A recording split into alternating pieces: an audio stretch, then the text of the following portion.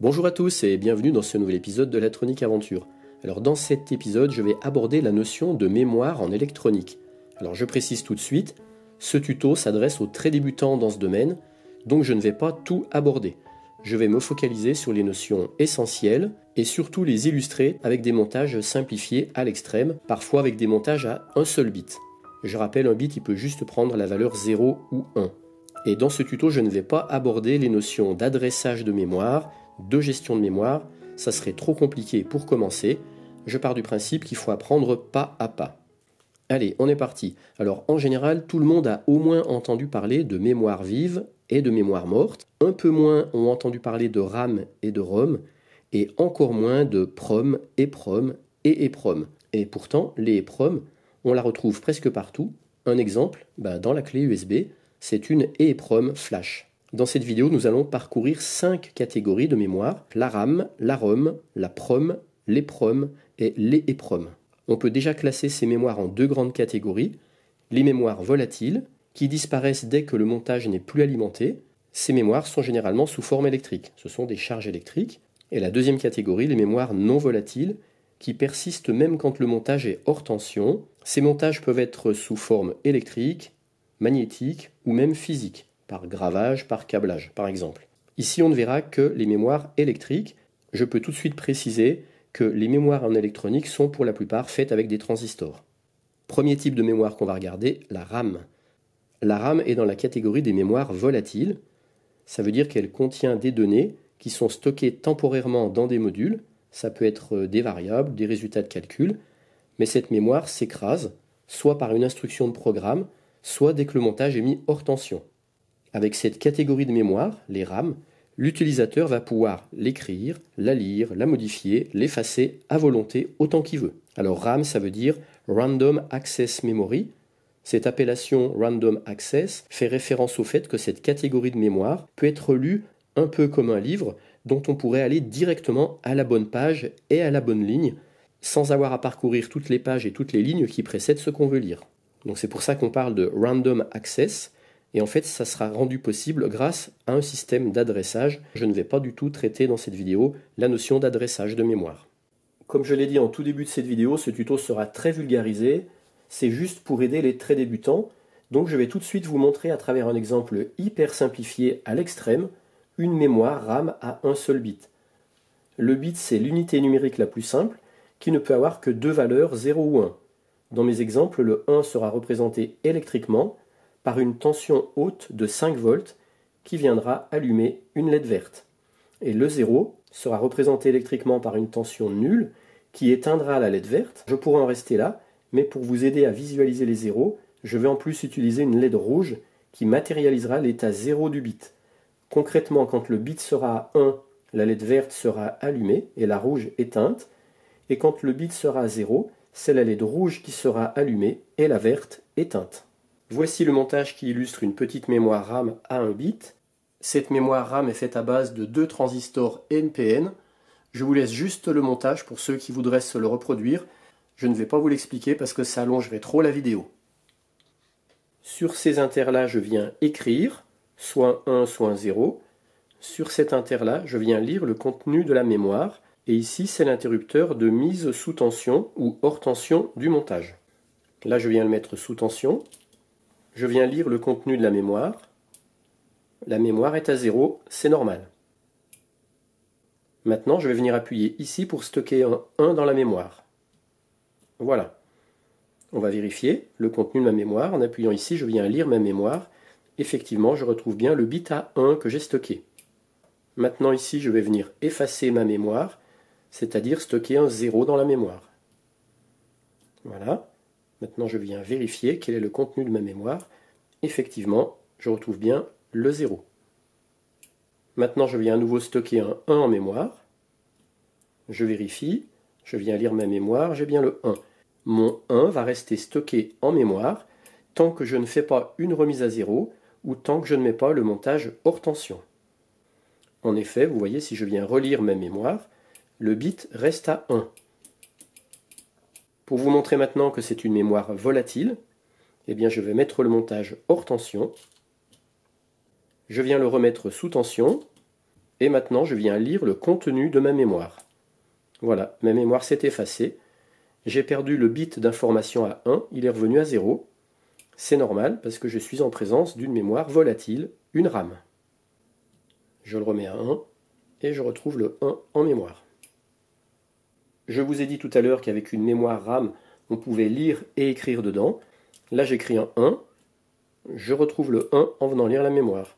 J'écris un 0, je retrouve le 0 en venant lire le contenu de la mémoire. Donc ici, c'est l'écriture et ici, c'est la lecture. Voici maintenant la ROM. Alors à partir de cette mémoire et pour les suivantes, on sera dans la catégorie des mémoires non volatiles, c'est-à-dire qu'elles n'ont pas besoin de rester alimentées sous tension pour persister. ROM veut dire Read Only Memory. On parle aussi couramment de mémoire morte. Read Only Memory car cette mémoire ne pourra être exploitée qu'en mode lecture par nous, les utilisateurs, et cette ROM ne pourra être écrite, programmée, que par son constructeur. Elle ne pourra être ensuite plus ni modifiée ni effacée par les utilisateurs. Il existe plusieurs types de ROM et plusieurs façons d'écrire en dur, en non effaçable cette mémoire. Ça peut être par exemple de façon physique, magnétique ou électrique. Une des façons la plus simples de créer une ROM, c'est le câblage. Et une des méthodes de câblage très utilisées au début des ordinateurs, c'était la matrice de diodes. Le constructeur câble les diodes en fonction du résultat souhaité, et à chaque fois que cette mémoire sera lue, elle donnera toujours la même valeur. Regardons tout de suite un exemple de mémoire ROM à partir d'une petite matrice de diodes. Imaginons, je suis un constructeur et je veux stocker en mémoire permanente 3 valeurs numériques, un 5, un 6 et un 7 par exemple. Je vais donc avoir besoin de créer 3 mémoires que je vais appeler mémoire A, mémoire B, mémoire C. La mémoire A contiendra le 5, la mémoire B contiendra le 6 et la C le 7. Pour faire ça, je dois commencer par convertir ces 3 valeurs numériques en binaire. Le 5 équivaudra à 1, 0, 1 en binaire, le 6 à 1, 1, 0 et le 7 à 1, 1, 1. On voit tout de suite que je vais avoir besoin de 3 bits pour pouvoir coder tout ça en binaire. Voici le schéma de montage à base de matrice de diode. On retrouve ici la matrice de diode, avec ici la ligne pour la mémoire A, ici la ligne pour la mémoire B, ici la ligne pour la mémoire C. On parlera de mots binaires, donc on aura 3 mots binaires, le mot binaire A, le mot binaire B et le mot binaire C. Chaque mot binaire aura 3 bits. Donc ici on retrouve les colonnes des 3 bits. Ici la colonne de bits de poids faible 2 puissance 0. Ici la colonne bit 2 puissance 1, et ici la colonne bit 2 puissance 2. Dans mon montage, je vais utiliser des LED pour matérialiser l'état de sortie de ces 3 bits. Quand la LED sera allumée, ça équivaudra à un bit à 1, et quand la LED sera éteinte, ça équivaudra à un bit à 0.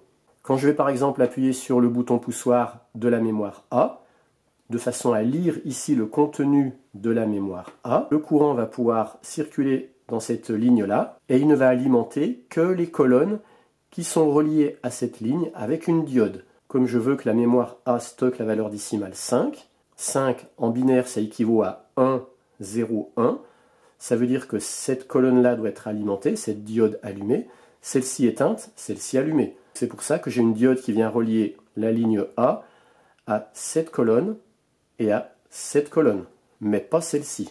Pour le mot binaire 6 stocké dans la mémoire B, en binaire ça fait 1, 1, 0. Du coup c'est pour ça que j'ai une diode que ici et là, et que je n'en ai pas ici. Et pour le mot binaire 7, stocké dans la mémoire C, en binaire ça fait 1, 1, 1. Donc il faut bien que j'ai une diode ici, une diode là et une diode là. Alors pourquoi des diodes et pas des simples fils?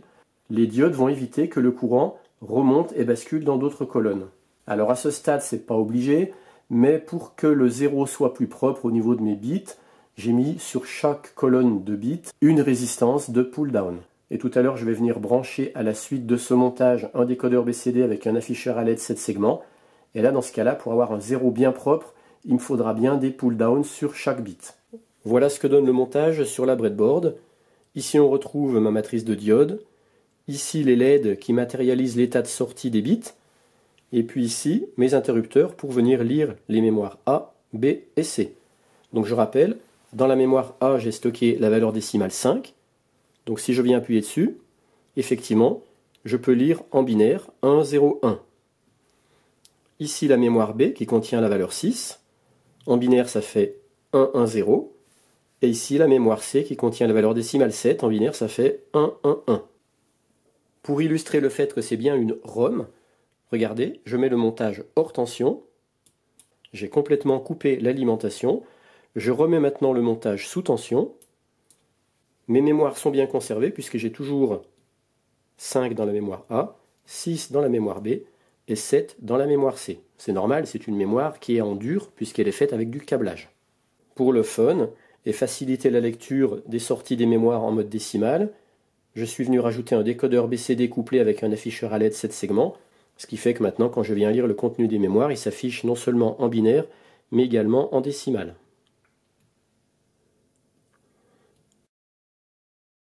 Et pour encore plus parfaitement illustrer le fait que ces mémoires ROM sont programmées par le constructeur et ne sont pas modifiables par les utilisateurs, eh bien je me suis construit ce cache, je vais le rajouter. Voilà maintenant notre ROM complètement terminée, et on voit bien qu'elle n'est plus modifiable, parce que moi, en tant qu'utilisateur, je n'ai plus accès au câblage qui a permis de stocker ces valeurs en mémoire. Donc moi, en tant qu'utilisateur, je ne peux que lire ces mémoires, mais je ne peux ni les effacer, ni les modifier. Je peux que les lire. Donc ça, c'est le propre d'une mémoire ROM. Et j'insiste, mais comme je l'ai dit tout à l'heure, le fait de mettre le montage hors tension n'affecte en rien le contenu des mémoires, puisque dès que je le remets sous tension, je récupère le contenu de mes mémoires. Découvrons maintenant la mémoire PROM. PROM, ça veut dire Programmable Read Only Memory. C'est une sorte de ROM, mais programmable cette fois par l'utilisateur et non par le fabricant. Et cette programmation sera définitive et ne pourra plus être ensuite modifiée. C'est pour ça que les PROM sont aussi appelés OTP, c'est-à-dire One Time Programmable. Ces mémoires PROM sont gravées à l'aide d'un programmateur ou programmeur en anglais. En voici un qui date des années 90. On positionne la puce sur le support. Une des techniques de gravage, de programmation, c'est de faire fondre une liaison par surtension, par exemple en 12 volts au lieu du 5 volts. Ce type de mémoire PROM est principalement utilisé pour stocker du logiciel. Alors n'ayant pas encore de programmateur ni de puce appropriée, on va simuler de façon hyper simpliste la programmation d'une mémoire PROM. Pour ça, je vais utiliser presque le même montage que tout à l'heure avec ma matrice à diode. Contrairement à la ROM de tout à l'heure, la partie matrice à diode serait accessible par l'utilisateur et surtout, par défaut, il y aurait des diodes partout de façon à ce que chacune de mes mémoires ait ses 3 bits par défaut à 1 et c'est simplement en supprimant des liaisons que l'on attribuera à chaque mémoire la valeur numérique souhaitée. Là, je vais simuler de façon physique ce qu'un programmateur fait de façon électrique grâce à une surtension. Je veux que le A il stocke la valeur numérique 1, le B stocke la valeur 2 et le C la valeur 3. Bien sûr, il va falloir convertir ces valeurs en binaire.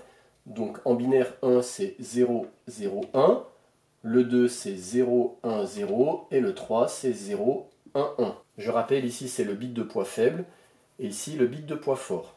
Donc pour que le A renvoie la valeur 0, 0, 1, c'est-à-dire cette LED-là éteinte, celle-ci éteinte et celle-ci allumée, je vais devoir supprimer 2 liaisons, cette liaison-là et celle-là. Donc physiquement, hop, je les supprime. C'est ce que fait un programmateur de façon électrique en faisant fondre cette liaison et cette liaison. De cette manière, quand je viendrai appuyer sur l'interrupteur A, le courant passera ici, il ne pourra passer que dans cette colonne grâce à cette diode, donc j'aurai bien que cette LED qui sera allumée et les 2 autres qui resteront éteintes. Donc ça me fera bien 0, 0, 1. Pour le B qui sera égal à 0, 1, 0, je vais devoir supprimer cette liaison-là et celle-ci. Et pour le C, pour qu'il renvoie la valeur 3, 0, 1, 1, je vais supprimer seulement cette liaison. On va faire ça maintenant concrètement sur mon montage. Pour symboliser que l'utilisateur aura cette fois accès à la programmation, je vais enlever le cache. La programmation va se situer dans mon cas ici, parce que c'est ici que j'ai la matrice à diode. Donc je vais venir zoomer sur cette partie-là. Mais avant de zoomer, je vous montre juste que par défaut, toutes les mémoires sont au maximum, puisque les liaisons sont toutes existantes. Donc ça veut dire que chaque mémoire par défaut sera à 7. La mémoire A est bien à 7, la mémoire B également, et la mémoire C également. C'est normal parce que les diodes sont partout. La mémoire A est sur cette ligne-là, ce rail-là. La mémoire B sur ce rail-là. Et la mémoire C sur ce rail-ci. Comme j'ai 3 bits et 3 mots, eh bien ça fait 3 fois 3, 9. J'ai bien 9 diodes. 1, 2, 3, 4, 5, 6, 7, 8, 9. Et maintenant, je vais enlever les bonnes diodes pour stocker dans chaque mémoire la valeur que je veux. J'ai dit que dans la mémoire A, je voulais stocker la valeur numérique 1, c'est-à-dire en binaire 001. Donc je vais enlever la diode qui provient de la ligne A, qui alimente le bit de poids fort. Donc c'est cette diode-là. Je l'enlève.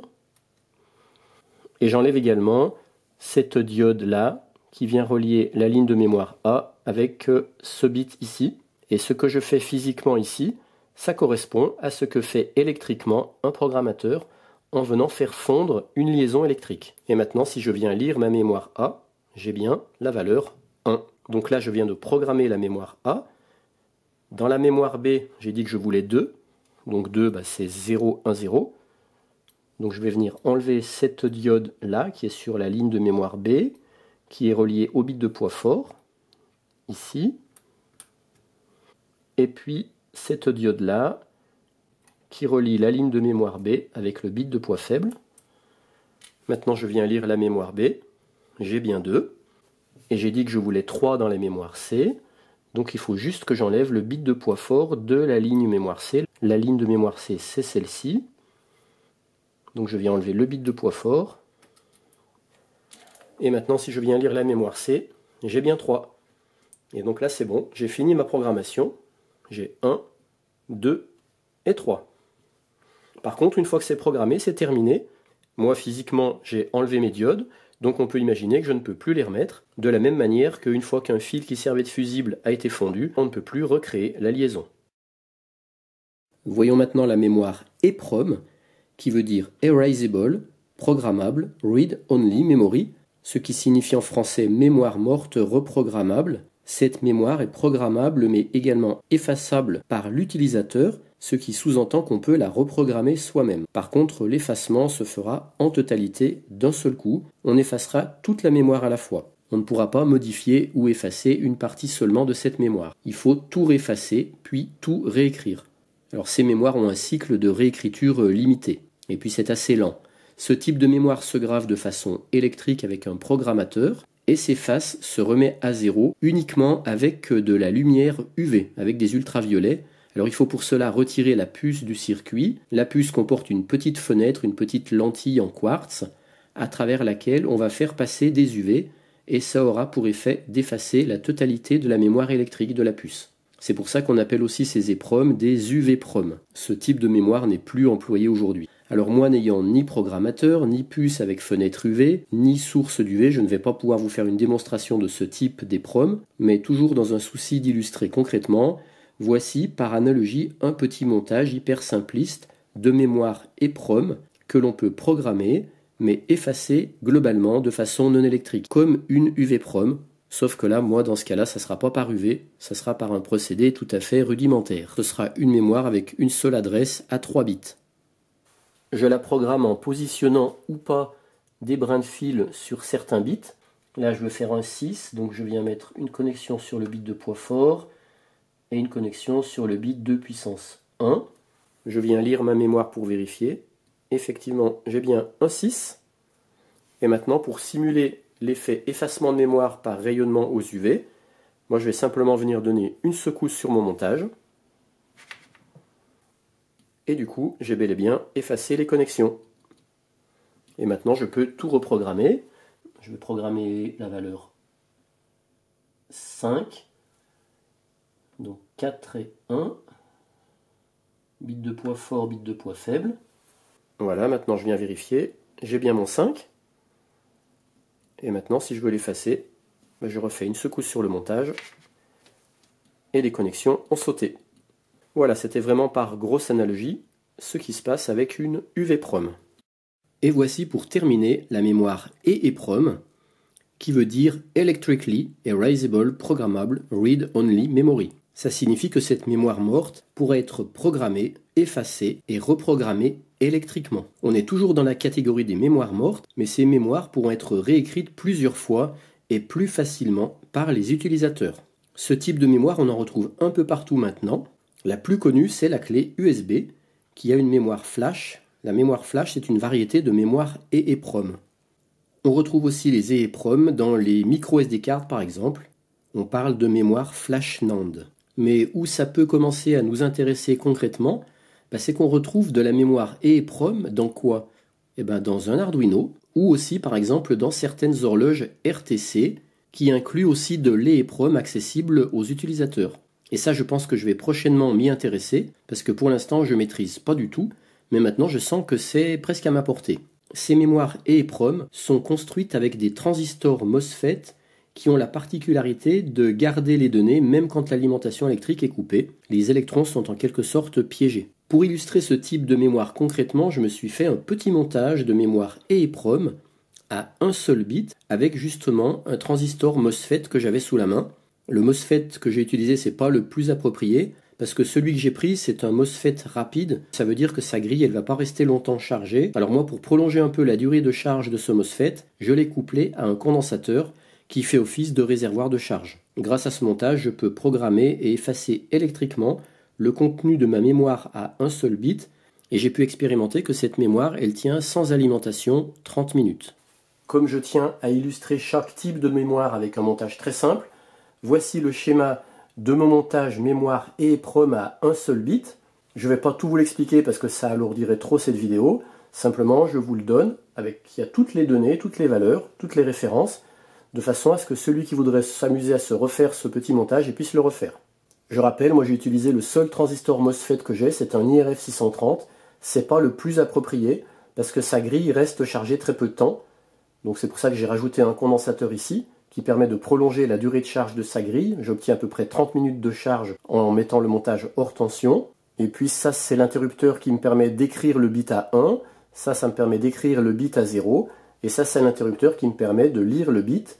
Ce qui fait que quand la LED ici est allumée, ça équivaut au bit de sortie à 1. Et quand la LED est éteinte, quand je viens appuyer sur cet interrupteur-là, ça veut dire que le bit de sortie est à 0. Et puis ici, c'est simplement le symbole pour montrer que c'est ici qu'on récupère la valeur de sortie de ma mémoire à 1 bit.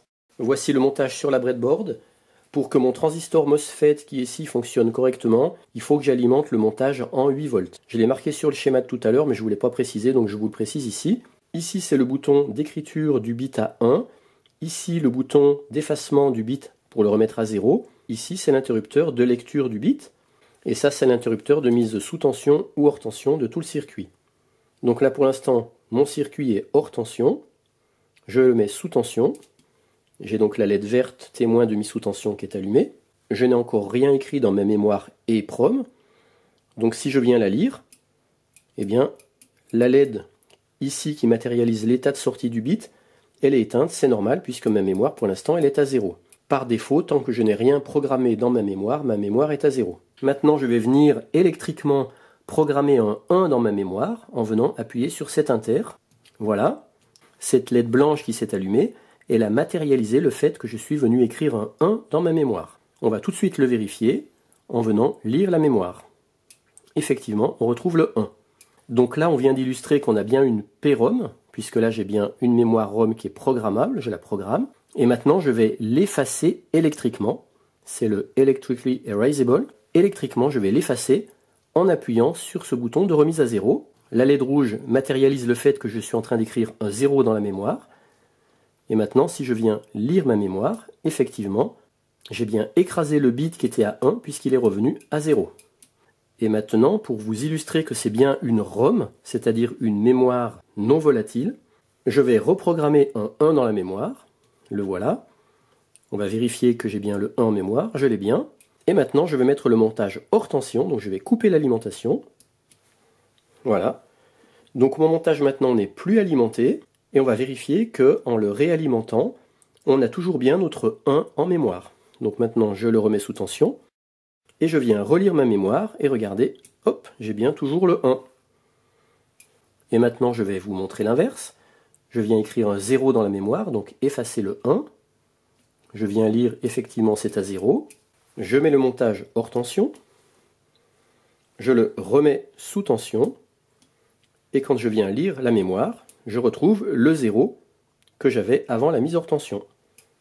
Donc j'ai bien une mémoire ROM, c'est-à-dire non volatile, programmable électriquement, ici, mais également effaçable électriquement, ici.